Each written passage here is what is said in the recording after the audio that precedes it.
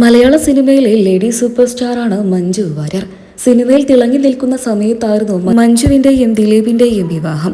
വിവാഹത്തിന് ശേഷം കുടുംബജീവിതത്തിലെ തിരക്കുകളിൽപ്പെട്ട മഞ്ജു വാര്യർ 14 വർഷത്തെ ഇടവേളയായിരുന്നു സിനിമയിൽ നിന്നും എടുത്തത്. പിന്നീട് ദിലീപുമായി വേർപിരിഞ്ഞതിനു ശേഷം ഗുരുവായൂർ അമ്പലത്തിൽ അരങ്ങേറ്റം കുറിച്ചുകൊണ്ടാണ് മഞ്ജു 14 വർഷങ്ങൾക്ക് ശേഷം തിരിച്ചുവരവ് നടത്തിയത്.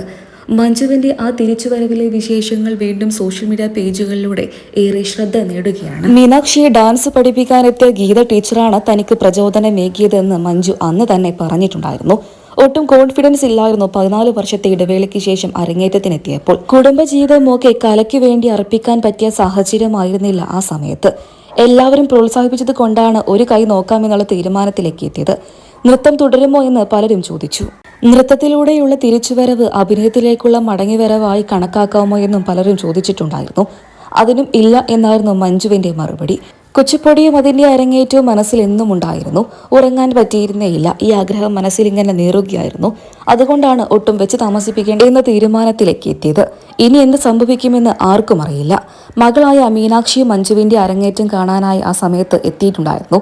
മഞ്ജുവിന്റെ അച്ഛനും അമ്മയ്ക്കും സഹോദരനും ഭാര്യയ്ക്കും എല്ലാം മഞ്ജുവിന്റെ അരങ്ങേറ്റത്തിൽ അതീവ സന്തോഷമായിരുന്നു ആ സമയത്ത്.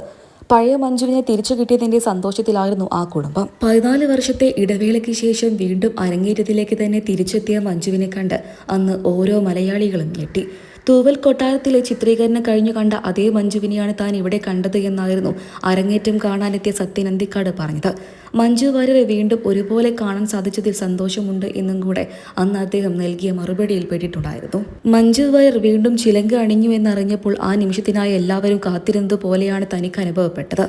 സത്യൻ അന്തിക്കാട് എന്ന് പറഞ്ഞ വാക്കുകളായിരുന്നു. തൂവൽ കൊട്ടാരത്തിലെ പാർവതി മനോഹരി എന്ന ഗാനരംഗം കഴിഞ്ഞ് ബാക്കപ്പ് പറഞ്ഞപ്പോൾ മുന്നിലെത്തിയ മഞ്ജുവിനെയാണ് ഗുരുവായൂരിലെ വേദിയിലും കണ്ടത്. 14 വർഷത്തെ കാത്തിരിപ്പിനൊടുവിൽ ഓരോ മലയാളികളും അത് ആവർത്തിച്ച് പറഞ്ഞിട്ടുണ്ടായിരുന്നു.